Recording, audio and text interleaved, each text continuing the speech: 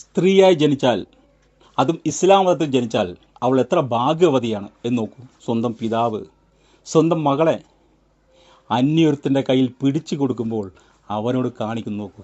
ആ ആംഗ്യ ഭാഷ എല്ലാവർക്കും മനസ്സിലാവും. ആ ആംഗ്യത്തോട് ആ പിതാവ് പറയുന്നു, മോനെ, നിനക്കെൻ്റെ മോളെ ഭാരമായി എന്ന് നിനക്ക് തോന്നുന്നുവോ, അന്ന് എൻ്റെ വീട്ടിൽ കൊണ്ടാക്കണം. അവളുടെ ശരീരം മാത്രം നീ കേടുവരുത്തരുത്. എത്ര സുന്ദരമായ ആ പിതാവിൻ്റെ കണ്ണുകൾ! ശരീരത്തിൽ രോമാഞ്ചമുണ്ടാകുന്നു ആ വാക്കുകൾ. നോക്കൂ, ഇതാണ് യഥാർത്ഥ പിതാവ്. സ്ത്രീയെ, ഇസ്ലാമിൽ ജനിച്ച സ്ത്രീയെ, നീ എത്ര ഭാഗ്യവതിയാണ്. ചെറുപ്പകാലങ്ങളിൽ നീ മാതാപിതാക്കളുടെ സംരക്ഷണത്തിൽ വളരുന്നു. കല്യാണം കഴിഞ്ഞാൽ ഭർത്താക്കന്മാരുടെ സംരക്ഷണത്തിൽ വളരുന്നു.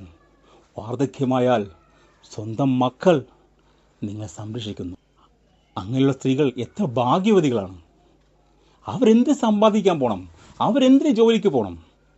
സ്വന്തം വീട്ടിലിരുന്നു കൊണ്ട് സ്വന്തം മക്കളെയും ഭർത്താവിനെയും ഇഷ്ടം പോലെ സ്നേഹിച്ചുകൊണ്ട് ജീവിതം എത്ര സുന്ദരമാക്കി കളയാം അവർക്ക്, അല്ലേ?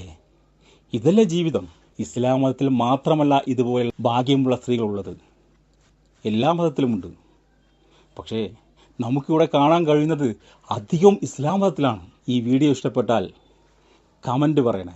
ഞാൻ പറഞ്ഞാൽ ഇതിൽ എന്തെങ്കിലും തെറ്റുണ്ടെങ്കിൽ നിങ്ങൾ കമൻ്റായിട്ട് പറയണം. ഓക്കെ.